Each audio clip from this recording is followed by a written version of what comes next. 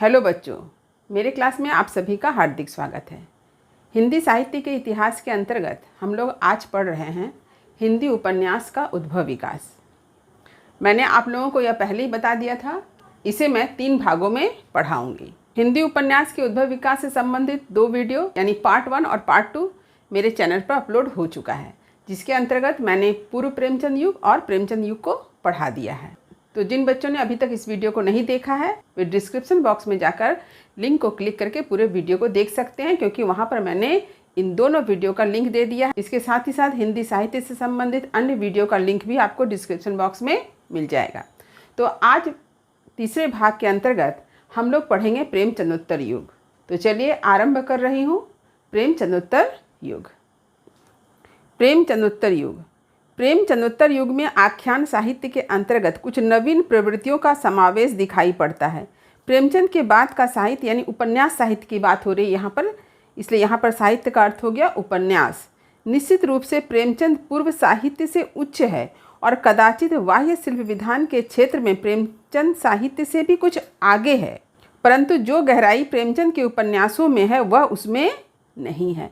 यानी प्रेमचंद युग के पश्चात बहुत से उपन्यास लिखे गए, किंतु उन उपन्यासों में वह गहराई नहीं है जो हमें प्रेमचंद युग के उपन्यासों में दिखाई देता है, खास करके मुंशी प्रेमचंद जी के उपन्यासों में।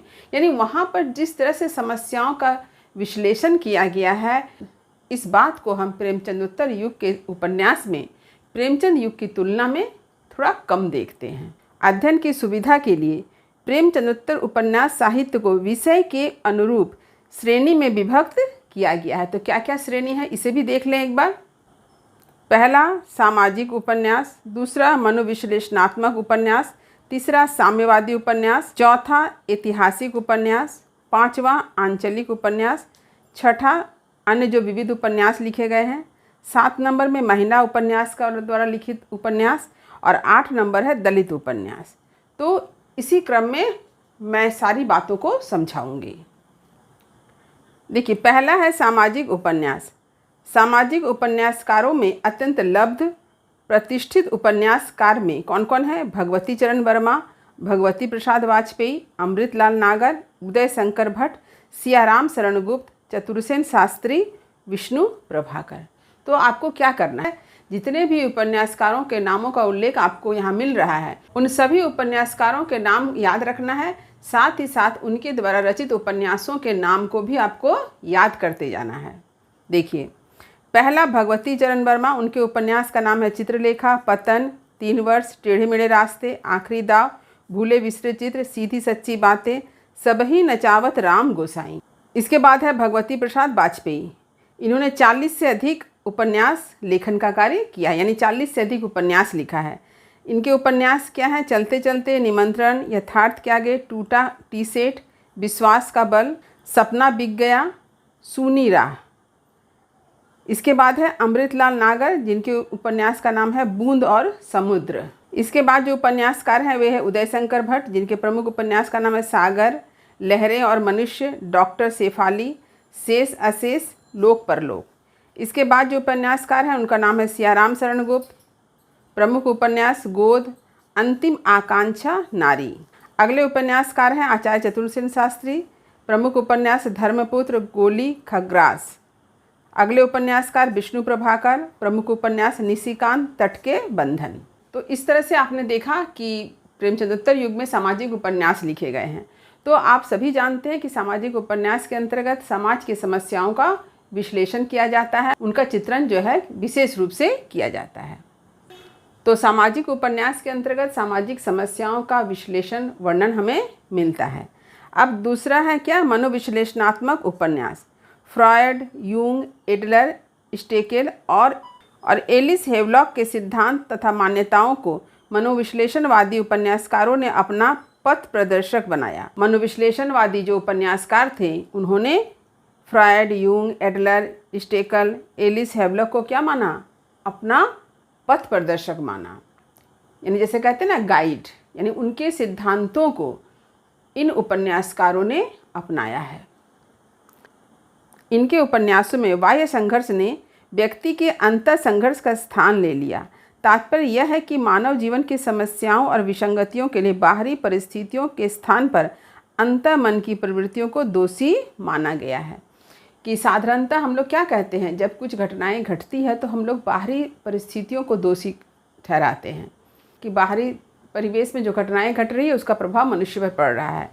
ये तो है ही, लेकिन मनोविश्लेषणवादी उपन्यासकारों ने यह बतलाया कि मनुष्य अगर कोई कार्य कर रहा है तो उसके अंतर्मन की प्रवृत्तियों के कारण, यानी उसके मन के भीतर एक संघर्ष चलता है। मनुष्य मन के भीतर बहुत सी बातों का विश्लेषण करता है और उसी के आधार पे वह कार्य भी करता है। तो यहाँ पर उन्होंने मन को विशेष महत्व दिया। तो मनोविश्लेषणवादी उपन्यासकार के नाम क्या है, देखिए। पहला है जैनेन्द्र, प्रमुख उपन्यास परख, सुनीता, त्यागपत्र, विवर्त, कल्याणी। इसके बाद जो नाम आता है ईलाचंद जोशी का, पर्दे की रानी, प्रेत और छाया, सन्यासी। चारित्रिक प्रवृत्तियों तथा व्यक्तिक परिस्थितियों का सूक्ष्म चित्रण, यानी इनके उपन्यासों में हमें क्या दिखाई देता है, चारित्रिक प्रवृत्तियों तथा व्यक्तिक परिस्थितियों का सूक्ष्म चित्रण दिखाई देता है। अगले उपन्यासकार है डॉक्टर देवराज, प्रमुख उपन्यास पथ की खोज, बाहर भीतर, रोड़े और पत्थर, अजय की डायरी। इनके उपन्यास में हम क्या देखते हैं, शिक्षित मध्यवर्ग के करुण यथार्थ का मनोवैज्ञानिक चित्रण। अगले उपन्यासकार है धर्मवीर भारती, प्रमुख उपन्यास गुनाहों का देवता, सूरज का सातवां घोड़ा। अगले उपन्यासकार हैं प्रभाकर माचवे, प्रमुख उपन्यास परंतु द्वाभा सांचा। अगले उपन्यासकार का नाम है नरेश मेहता, प्रमुख उपन्यासकार डूबते मस्तूल। अगले उपन्यासकार हैं डॉक्टर रघुवंश, उपन्यास का नाम तंतुजाल। अगले उपन्यासकार हैं सर्वेश्वर दयाल सक्सेना, प्रमुख उपन्यास सोया हुआ जल। इसके बाद जो उपन्यासकार हैं वे हैं भारत भूषण अग्रवाल, प्रमुख उपन्यास है लौटती लहरों की बांसुरी। अगले उपन्यासकार हैं निर्मल वर्मा, प्रमुख उपन्यासकार हैं वेदिन। तो मनोविश्लेषणात्मक उपन्यास जो लिखे गए उनकी क्या मुख्य विशेषताएं हैं, देख लीजिए। पहला, व्यक्ति के अंतर्मन की कुंठा व निराशा का चित्रण। दूसरा है सामाजिकता की अवहेलना। तीसरा है व्यक्तिवादी प्रवृत्ति की महत्ता। चौथा है नारी चरित्र की प्रधानता। तो ये है मनोविश्लेषणवादी उपन्यास की प्रमुख विशेषता। तीसरा देखिए साम्यवादी उपन्यास। इन उपन्यासों में समाज के शोषित व सर्वहारा वर्ग के प्रति सहानुभूति व्यक्त होने के साथ साथ सामंतवादी और पूंजीवादियों के प्रति घृणा, आक्रोश और क्रांति की गूंज की अभिव्यक्ति है। साम्यवादी उपन्यासकार मार्क्सवाद से प्रभावित है। तो मार्क्सवाद जो आया है उसके प्रमुख कौन थे, कार्ल मार्क्स। पहला महापंडित राहुल सांकृत्यायन। नाम क्या है देखिए। प्रमुख उपन्यास सिंह सेनापति, बोलगा से गंगा तक। दूसरे उपन्यासकार हैं यशपाल, प्रमुख उपन्यासकार दादा कॉमरेड, देशद्रोही, मनुष्य के रूप, झूठा सच। इनके उपन्यासों में क्या हम देखते हैं, वर्ग वैषम्य का चित्रण करते हुए सामाजिक क्रांति का समर्थन, युग जीवन के संघर्ष का चित्रण, समाज की जर्जर मान्यताओं के खोखलेपन का साम्यवादी ढंग से वर्णन। तो यहाँ पर जो मैंने लिखा है यही है साम्यवादी उपन्यास की विशेषता। इसे आप अलग से भी लिख सकते हैं। अगले उपन्यासकार कौन है, रांगे राघव, मुर्दों का टीला। ये है उनका उपन्यास। उनके उपन्यास में हम क्या देखते हैं, वर्ग वैषम्य और आर्थिक शोषण देखते हैं। अगले उपन्यासकार कौन है, भैरव प्रसाद गुप्त। उनके प्रमुख उपन्यास का नाम मसाल, गंगा मैया, सत्ती मैया का चौरा। इनके उपन्यास की क्या विशेषता देखते हैं, मार्क्सवादी सिद्धांतों के आधार पर वर्ग संघर्ष है। अगले उपन्यासकार हैं अमृत राय, प्रमुख उपन्यास बीज, नागफनी का देश, हाथी के दांत। इनके उपन्यास में हम साम्यवादी चेतना देखते हैं। अगले उपन्यासकार हैं लक्ष्मी नारायण लाल, प्रमुख उपन्यास धरती की आंखें। इनके उपन्यास में हम सामंती व्यवस्था के प्रति नई पीढ़ी की विद्रोहाग्नि देखते हैं। रूपा जीवा, इस उपन्यास में क्या देख रहे हैं, पूंजीपति व्यापारियों की स्वार्थपरता। अगले उपन्यासकार है राजेंद्र यादव, प्रमुख उपन्यास है प्रेत बोलते हैं। इस उपन्यास का नाम जो है वह बदलकर अब क्या है, सारा आकाश। इसके अतिरिक्त उन्होंने जो उपन्यास लिखा वे हैं उखड़े हुए लोग, सह और मात, मुखर चिंतन। अब देखिए साम्यवादी उपन्यास की विशेषताएं। देखिए पहला, मार्क्सवादी विचारधारा से प्रभावित। दूसरा, समकालीन विषमताओं का चित्रण। तीसरा, शोषित वर्ग के प्रति सहानुभूति। चौथा, शोषक वर्ग के प्रति आक्रोश, जिसके अंतर्गत हम क्या देखते हैं, पूंजीवादी व्यवस्था के प्रति विद्रोह देखते हैं। पांचवा है नारी सम्मान और नारी जागृति। और छठा है सामाजिक क्रांति का आह्वान। प्रेमचंदोत्तर युग में ऐतिहासिक उपन्यास भी लिखे गए हैं। तो देखिए, चौथा है ऐतिहासिक उपन्यास। इन ऐतिहासिक उपन्यासों में मानवतावादी प्रवृत्ति और मार्क्स के दर्शन पर आधारित प्रवृत्ति दोनों लक्षित होती है। तो यहाँ पर देखिए, मानवतावादी प्रवृत्ति और मार्क्स के दर्शन पर आधारित प्रवृत्ति, ये दोनों हमें कहाँ दिखाई दे रही है? ऐतिहासिक उपन्यास में। पहली के अनुसार ऐतिहासिक कथावस्तु से अतीत के युग की सभ्यता व संस्कृति अथवा प्रभावशाली व्यक्तित्व का चित्रण होता है। दूसरी के अनुसार मार्क्स के द्वंद्वात्मक भौतिकवाद के आलोक में प्राचीन इतिहास का विवेचन और विश्लेषण किए जाते हैं। तो अब मुख्य उपन्यासकार और उपन्यास के नाम देख लें। पहला जो है वृंदावन लाल वर्मा। प्रमुख उपन्यास कचनार, सोना, अचल मेरा कोई नहीं, टूटे कांटे, अमर बेल, माधव जी सिंधिया, अहिल्याबाई। दूसरे नंबर पे हैं आचार्य हजारी प्रसाद द्विवेदी। प्रमुख उपन्यास वानभट्ट की आत्मकथा, पुनर्नवा, चारु चंद्रलेख। तीसरे नंबर पर हैं आचार्य चतुरसेन शास्त्री। प्रमुख उपन्यास सोमनाथ, वयम रक्षामा, आलमगीर। अगले उपन्यासकार हैं अमृतलाल नागर। उनके प्रमुख उपन्यास शतरंज के खिलाड़ी, सुहाग के नूपुर। अगले ऐतिहासिक उपन्यासकार का नाम राहुल सांकृत्यायन। प्रमुख उपन्यास जय योद्धे, मधुर स्वप्न, विस्मृत यात्री। इसके बाद ऐतिहासिक उपन्यासकार का जो नाम आता है वह है यशपाल। प्रमुख उपन्यास दिव्या अमिता। अगले उपन्यासकार हैं रांगी राघव। प्रमुख उपन्यास प्रतिदान, राह न रुकी। अगले उपन्यासकार शिव प्रसाद रुद्र। उपन्यास का नाम है बहती गंगा। प्रेमचंदोत्तर युग में आंचलिक उपन्यास भी लिखे गए हैं। तो चलिए देखते हैं। 5 नंबर आंचलिक उपन्यास।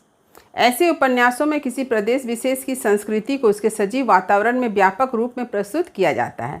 प्रमुख उपन्यासकार व उपन्यास देखिए। पहला फणीश्वर नाथ रेणु। प्रमुख उपन्यास मैला आंचल, परती परी कथा। तो इनके उपन्यास में बिहार की संस्कृति का चित्रण मिलता है। दूसरे उपन्यासकार हैं नागार्जुन। प्रमुख उपन्यास बलचन्मा, रतिनाथ की चाची, नई पौध, बाबा बटेश्वर नाथ। अगले उपन्यासकार हैं उदय शंकर भट्ट। प्रमुख उपन्यास लोक परलोक। अगले उपन्यासकार हैं श्यामू सन्यासी। प्रमुख उपन्यास उत्थान, तरन तारन का, हिमालय का आंचल। अगले उपन्यासकार हैं हिमांशु श्रीवास्तव। प्रमुख उपन्यास नदी फिर बह चली। अगले उपन्यासकार हैं देवेंद्र सत्यार्थी। प्रमुख उपन्यास रथ के पहिए, कठपुतली। तो आंचलिक उपन्यास में अंचल विशेष का चित्रण विशेष रूप से किया जाता है। यह आंचलिक उपन्यास की विशेषता है। तो आंचलिक उपन्यास में किसी अंचल विशेष की संस्कृति, रीति रिवाज, परंपराओं का चित्रण जो है विशेष रूप से किया जाता है। वहाँ की बोली, वहाँ के लोगों के उठने बैठने का ढंग, वहाँ के मेले त्यौहार इत्यादि का वर्णन किया जाता है। प्रेमचंदोत्तर युग में बहुत से उपन्यास लिखे गए हैं। फिर भी सामाजिक, ऐतिहासिक, साम्यवादी, आंचलिक, इन सारे उपन्यासों के अतिरिक्त जो उपन्यास लिखे गए हैं उनकी एक छोटी सी सूची मैंने प्रस्तुत की है। देखिए, विविध उपन्यास। पहला श्रीलाल शुक्ल जी का राग दरबारी, व्यंग्यात्मक कृति के रूप में। दूसरा बदी उज्जमा, एक चूहे की मौत, अति कल्पनाशील उपन्यास है। तीसरा शैलेश मटियानी, बोरीवली से बोरी बंदर, बम्बई की चकाचौंध में कुत्सित जीवन। अगला देखते हैं महिला उपन्यासकार। चलिए महिला उपन्यासकारों द्वारा लिखित उपन्यासों की एक सूची देख लेते हैं। देखिए, महिला उपन्यासकार में जो पहला नाम आता है साध्वी सती प्राण अबला, जिनका प्रमुख उपन्यास है सुहासिनी। इसे हम प्रथम महिला उपन्यासकार के रूप में स्वीकार करते हैं, यानी हिंदी साहित्य जगत में इन्हें प्रथम महिला उपन्यासकार के रूप में स्वीकार किया गया है। दूसरा देखिए उषा प्रेमवदा। प्रमुख उपन्यास 55 खंबे लाल दीवारें, रुकोगी नहीं राधा, भय कबीर उदास, शेष यात्रा। अगला देखिए कृष्णा सोबती। उपन्यास का नाम मित्रों मरजानी, जिंदगी नामा, समय सरगम, आदमी नामा। 4 नंबर पे मेहरुनिस्सा परवेज, आँखों की दहलीज, उसका घर, कोरजा, अकेला पलास, सम्रांगन। अगला महिला उपन्यासकार का नाम है मनु भंडारी। प्रमुख उपन्यास आपका बंटी, महाभोज। इसके बाद नाम आता है शिवानी का। प्रमुख उपन्यासकार 14 फेरे, कृष्णकली, भैरवी। अगला महिला उपन्यासकार का नाम है ममता कालिया। प्रमुख उपन्यास बेघर, साथी, एक पत्नी के नोट्स। अगला महिला उपन्यासकार का नाम है मृदुला गर्ग, वंशज, उसके हिस्से की धूप। इसके साथ ही साथ कुछ अन्य महिला उपन्यासकारों का नाम भी हम इस क्षेत्र में ले सकते हैं। मंजुल भगत, मैत्रेयी पुष्पा, अनामिका, चित्रा मुदगल, निरुपमा सोती, नासिरा शर्मा इत्यादि। अब देख लें कुछ दलित उपन्यास।